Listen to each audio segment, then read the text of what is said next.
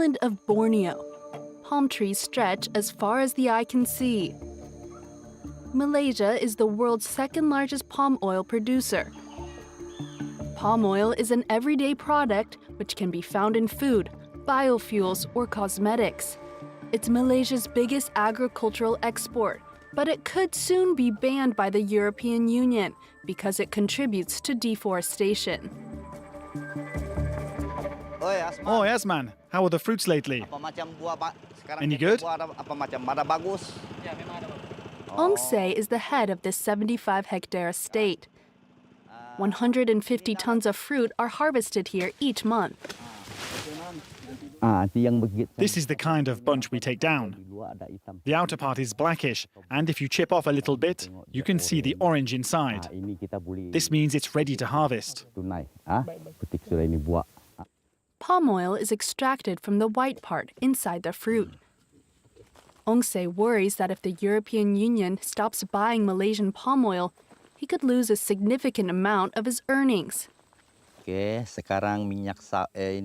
Palm oil harvesting is the main industry here in Malaysia. We are dependent on palm oil all over the country. These plantations have been contributing to deforestation in Borneo for years. They've gradually expanded and eaten away at the forest. Palm oil production is responsible for half of the deforestation on the island. This habitat destruction threatens native species such as proboscis monkeys and orangutans. John Bacher works as a guide in this reserve, which is now a refuge for these great apes. This is the young one, huh? The Wildlife Department says there are only a few thousand orangutans left in the area. 80% of their habitat has been lost to deforestation. As you see, the old palm is still there, and of course it's totally replaced the old landscape of rainforest. Like this? Yeah, it was like this years back. Say about at least 60 years or 80 years ago, it was like this, yeah. I feel sad to the situation where animals have to take it this way. In an effort to protect species in the future and to stop further deforestation, the EU wants to ban palm oil produced on forest land recently converted to farmland. Exporters have to prove that rules were followed at every point along the supply chain. But Malaysia argues it's impossible to trace back the origin of each fruit. They're brought from plantations to collection centers like this one, where dozens of trucks dump their load into one single pile. No one here is paying attention to the new EU regulations. Most of them have never even heard of them. Up to 50 trucks come in here every day. It would be impossible to identify which fruit is from which plantation.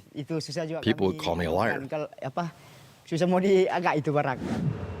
That's exactly what a European rule adopted in June 2023 is asking for.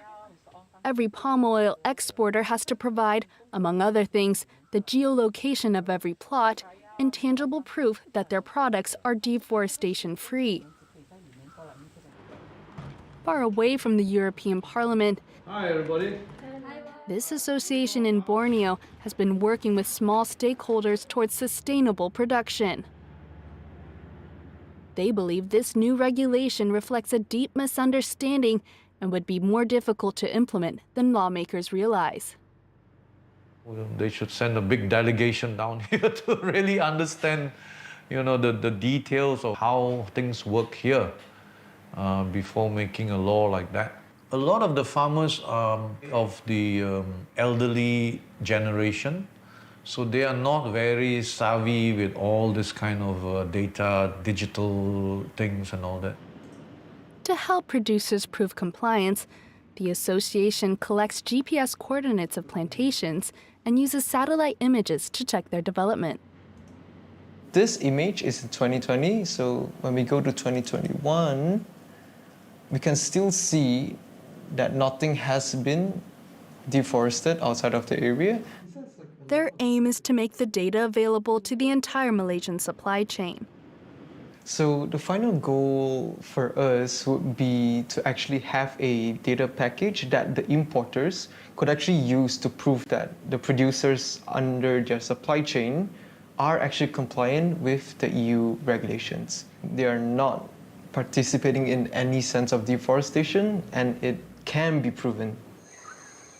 The EU has pledged 110 million euros to provide technical and financial support.